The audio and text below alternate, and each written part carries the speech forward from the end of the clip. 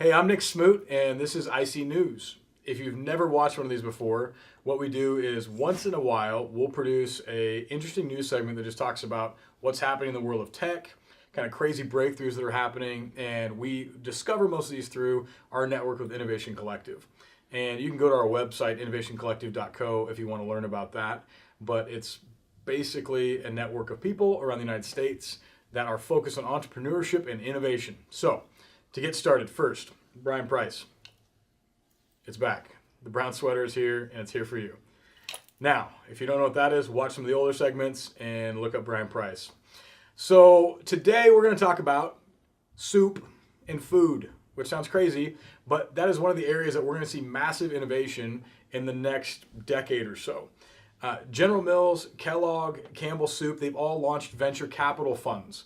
And if you didn't know that, that's an interesting piece. So these mega food conglomerates are starting to set aside a lot of their capital to start looking at food tech companies.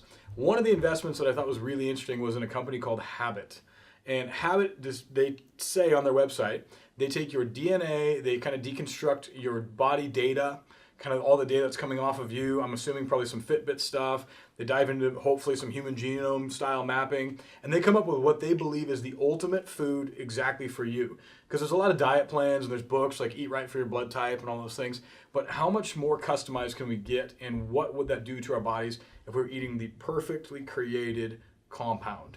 I even believe that food is going to go so far out there that at some point consumption of food is just about optimized energy, and that if you want to have a meal that's kind of artisan, it's more of a shared communal experience. Because when I'm waking up and trying to get out of the house and have breakfast, or if I don't have a lunch meeting, it's more about just eating food. I would rather just consume something quickly that is optimized for me. And then when I do have a meeting or a meal with my wife or my kids or my parents, I want to sit down and have something that's more of an enjoyment. So watch food and watch this happen. You soon, someday, will roll into your house. You're gonna have a data set that's on you, reading what happened in your day, all these things. How did you sleep? How much sweat? What kind of water you need? And you're gonna roll in there, and then here's this perfect little shake that's created for you, and that's your lunch, your dinner, whatever it is. So pay attention to food, look up Habit, and if you're in the food tech, you're gonna go pitch Kellogg, Campbell's, or whatever the other one was I said. I can't even remember.